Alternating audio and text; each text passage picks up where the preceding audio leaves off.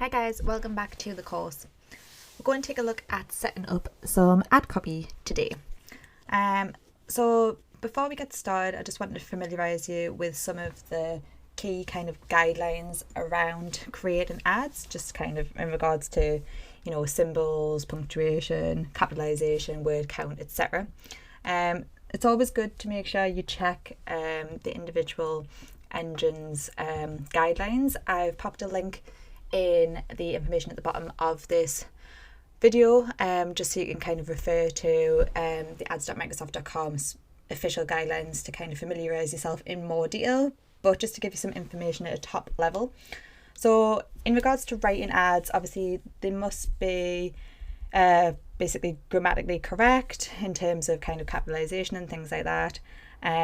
You should try to use, make sure proper nouns are capitalised. So for example, like locations like England would have a capital E, for example, and kind of the capitalisation within the overall ad must be kind of consistent. So either have like title case, sentence case, or capitalise the first letter of every word. You've probably done something similar if you've done ads before.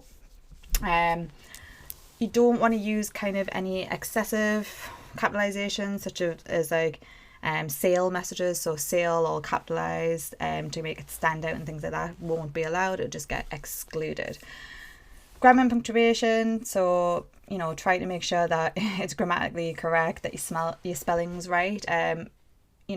Basically as part of your own brand, you want to make sure that what you're writing is spelled correctly, etc., to engage with the customer, if anything.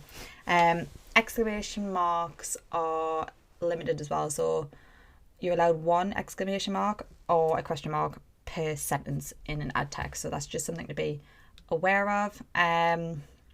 Things like symbols and special characters are very limited, so when you're thinking about kind of price promotions and things like that, you're only allowed to use only one price symbol, so like the pound sign or the dollar sign, etc., within your ad. You can't have multiple different prices listed within it. Percentages is the exact same kind of scenario, so you want to make sure that that's all kind of in line with the guidelines. Just a note as well, obviously you can't use, I know obviously with the use of social media and things like that, emojis and things like that have been a lot more prominent probably when you've seen ads over the internet in general, but you can't really use symbols as part of like the language text in there, so just be mindful of that as well. Things like italics and boards, etc., are also not allowed. So just things to be kind of aware of from a top level. If you've been working on ads and written some ads for Google Ads before, it's a very similar process for Bing ads as well, but like I say, just double check out the link for the official guidelines, just to make yourself aware, and so that you don't waste your time writing some great ads and then uploading them and getting them disapproved. So when we come to set up ads in Bing, we can log into the interface. So if you navigate to your ads.microsoft.com, drop down to your ads and extensions section, and we're going to go ahead and create a new ad. So obviously you need to apply where you want to. So I'm going to put it in my test campaign. And then this is where we do the ad setup process. So we have different types of ads. We've got a responsive search ad, we've got expanded text ads, app installs, and multimedia ads. Today we're going to focus on the responsive search ad because that is the now go-to ad type across the search network. If you want more information about ad types, if you hover over this little question mark, which is always useful across both the Bing ads and Google Ads interface, just to give you more information if you need a little bit more guidance on that.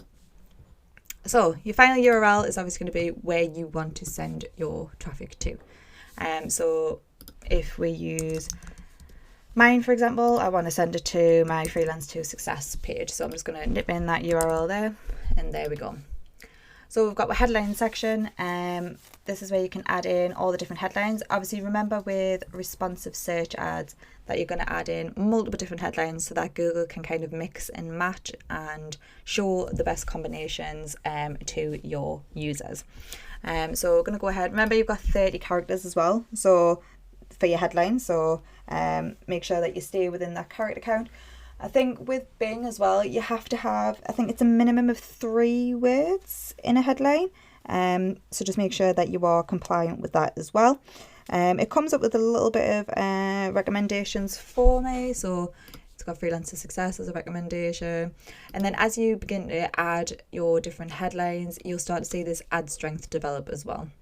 And this is a really useful tool that you've got on the right hand side here to understand whether or not your ad performance is likely to be good or not based on the strength of the ad. So it will tell you what areas you need to kind of improve on to get that ad strength up from poor to average to excellent. So for example, it's got add more headlines here, so I can click on view ideas. And then it'll kind of give me some ideas here, and then it'll give me some breakdowns of like, what does your business offer and things like that. So you should be thinking about, your key benefits as a business. Do you have quick delivery? Do you have 24/7 customer service? Whatever it may be, you're going to pop all those specific USPs, etc. What makes you unique and what makes you stand out, that's going to go into your headlines. So go ahead and start kind of adding those in. So I'm going to put in some PPC training. I want to put in learn online today.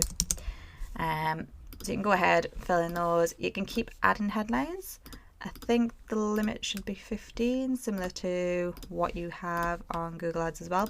So ideally add as many headlines as you can, so Google has more to play with in the responsive search ad. The more it's got, the more data it's going to be able to run through, mix and match until it finds the best combinations, and it's going to help improve that ad strength overall. It's saying about adding kind of longer headlines, so these are quite short. You might want to add some that are a little bit longer. In terms of your brand as well, so Mind Freelancer Success, you might have some brands yourself that you're managing that are trademarked or copyright, etc. You can put those symbols in there, which you might have used before, but just remember that it has to be registered as a trademark, etc. Otherwise it won't be accepted. So you can't just put a trademark sign in just for the sake of it. It has to actually be registered as that. I think this is probably going to be too long. Yeah, so I might just kind of trim that. And hopefully your guys' spelling is better than mine. So there you go. You go ahead and add those in, and the more you add, like I say, the more your strength's going to go up. I'm just going to start clicking these in. Just some examples. Descriptions, going to start adding those in. So they'll see them drop down in the description section. Hopefully that's building up my ad strength over time. Your path is how it shows on the display URL. So you can be quite playful with this in terms of what you add. I'm just going to put something basic in for today, but basically I'm going to have learn more.